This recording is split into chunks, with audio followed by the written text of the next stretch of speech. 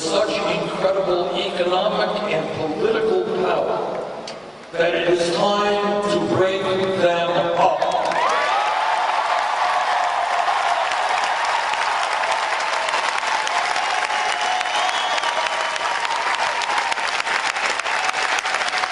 We need a financial system that works for small and medium-sized businesses, for ordinary Americans, and not just for a handful of CEOs on Wall Street.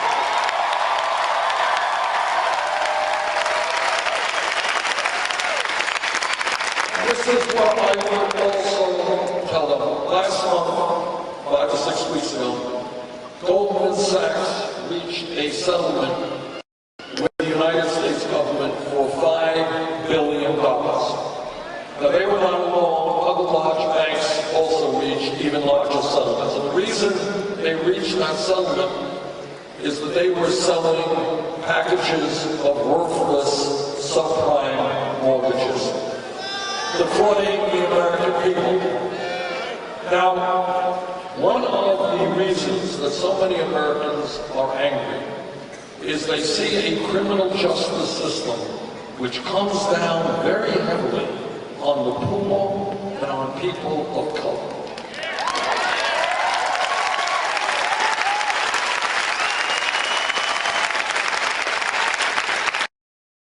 In Vermont,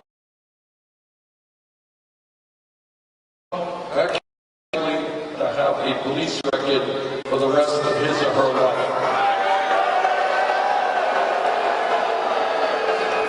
But apparently, if you are an executive on Wall Street whose greed and illegal behavior destroy this economy, nothing happens to you.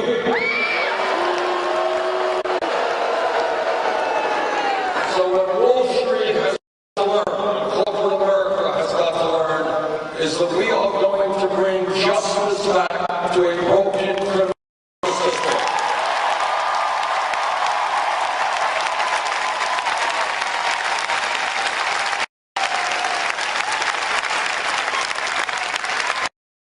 If you break the law, even if you are a Wall Street executive, you are going to pay the price.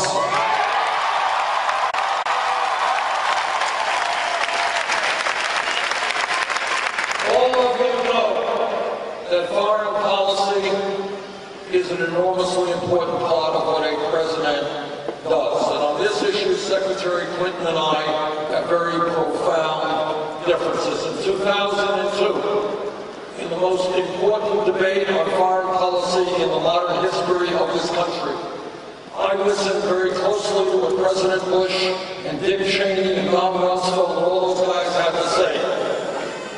I listened to their ideas and their arguments as to why we should go to war in Iraq.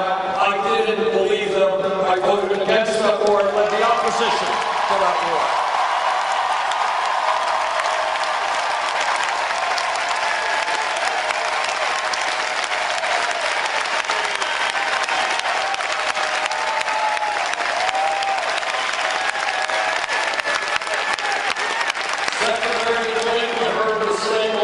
She was in the Senate, I was in the House, heard exactly the same arguments. She voted for that war. She was wrong, I was right.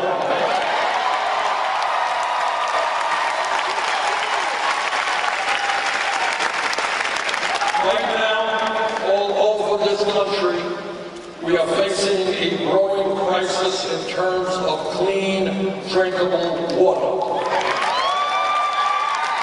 If anybody thinks it is just the disaster in Flint, Michigan, you would be mistaken. We need policies in this country to protect clean drinking water.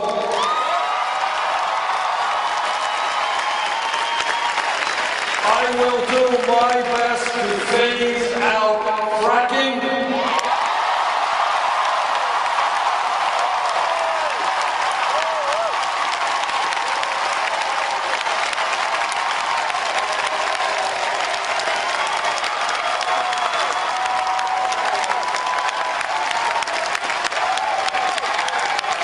Secretary of State, Secretary Clinton strongly supported fracking around the world and still supports it in this country.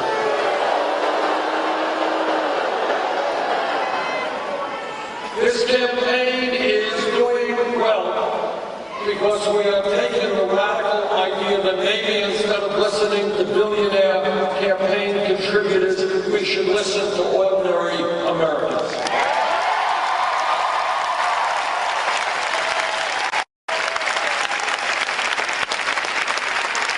And what working people are telling me throughout this country is they cannot get by on $9 or $10 an hour, that they cannot take care of their families or themselves on starvation wages, and that we need, and I congratulate Oregon and the state of Washington for making real progress in this area.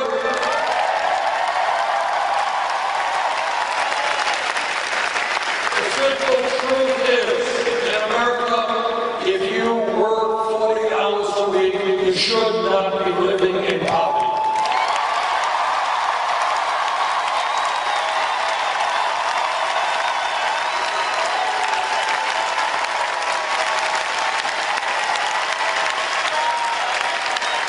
Not in Vermont, not in Oregon, not in Washington, and that is quite together. We are going to raise the national minimum wage to $15 an hour.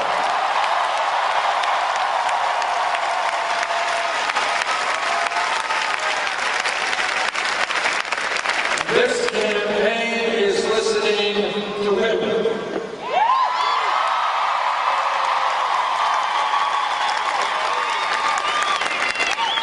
And women are telling me they are tired of sexism, tired of earning 79 cents on the dollar compared to men.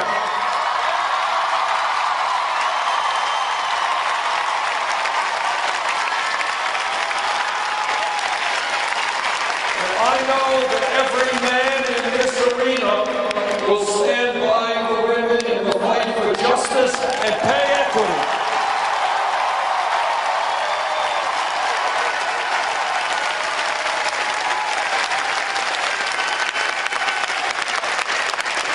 This campaign is listening to young people.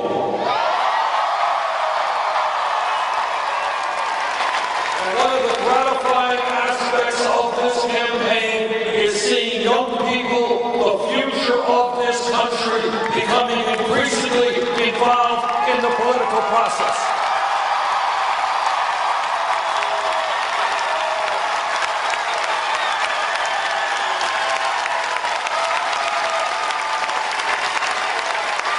To the young people, I say, this is your country, this is your future. Get involved in making the decisions that will impact your lives for decades.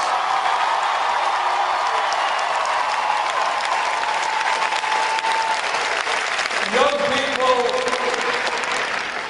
are saying to me, how does it happen, Bernie, that for the first time in the modern history of this country, our generation will have a lower standard of living than our parents? How does that happen? There's been an explosion of technology, workers are producing more. Why is it that we are seeing the American dream disappear? Now, my father came to this country at the age of 17, didn't have a nickel in his pocket, never made any money at all. But he was part of a wave of people who worked hard so that his kids could do better than he and my mom did. And that's what happened. That's called the American dream.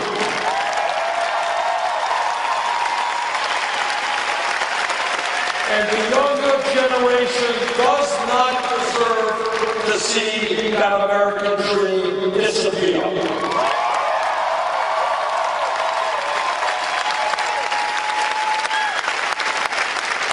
And the other point that the young people are making to me is they say, look, throughout our lives, our parents, our teachers, everybody said, it's imperative that you go out and get the best education that you can. That's right. We live in a competitive global economy. We need the best educated workforce possible. And then people say to me, young people say, we did it. We went out to college, we did the right thing. How does it happen that we end up $30,000, $50,000, $70,000 in debt because we got an education?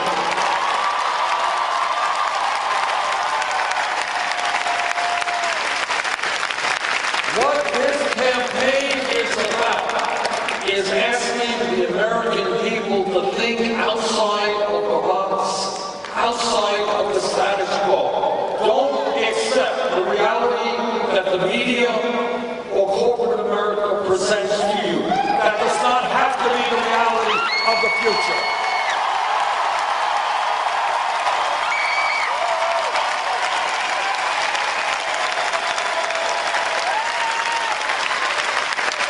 If we need, as we do, the best educated workforce in an increasingly competitive global economy, we should not be punishing millions of people for getting that education. We should be rewarding them.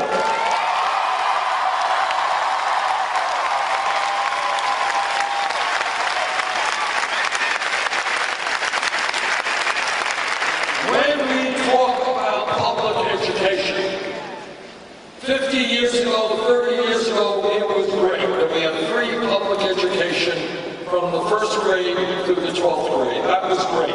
But the world has changed, the economy has changed, technology has changed. People today need more education. That is why I believe that in the year 2016, when we talk about public education, we've got to be talking about making public colleges and universities tuition free.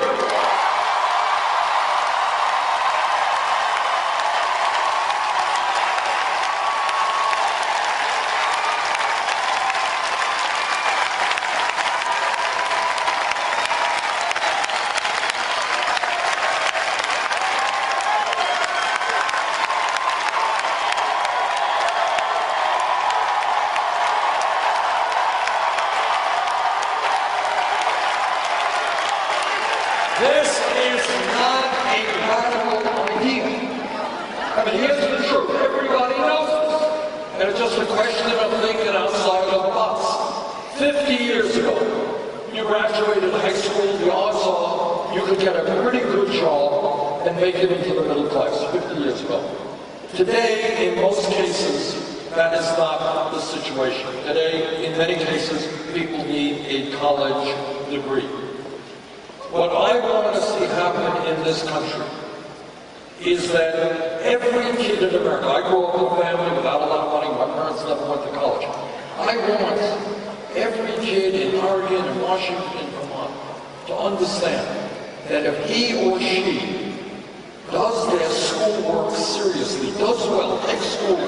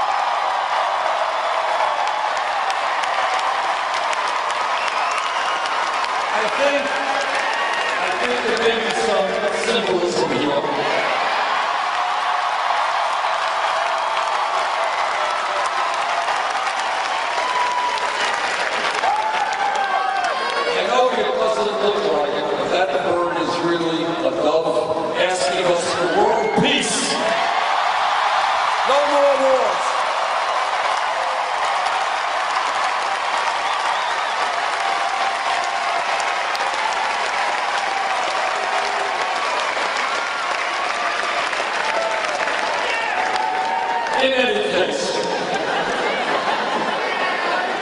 we've got to rethink higher education. We've got to make sure that every kid in this country, this again is not a radical idea on attack. Oh my God, what a radical idea, free tuition, public colleges, universities. Everybody here should know that exists in Germany, that exists in Scandinavia.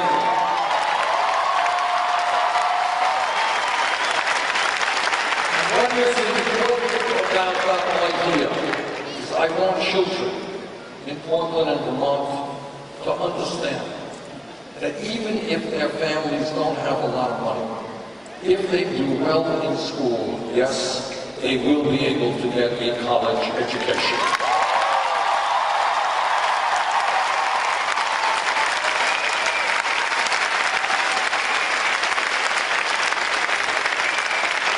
And we have to deal with another absurdity, and that is we have millions of people in this country who are being suffocated with outrageously high levels of student debt. Anybody here with student debt? Let me rephrase the question. Anybody here without student debt? And what we need to do, I have talked to people all over this country. I talked to a guy, 55 years of age. He's been paying off his student debt for 25 years. He is more in debt today than he was when he took out that debt. People should not have to pay 20, 30, 40% of their incomes in student debt. And that is why we're going to give people the opportunity to refinance that debt at the lowest interest rate.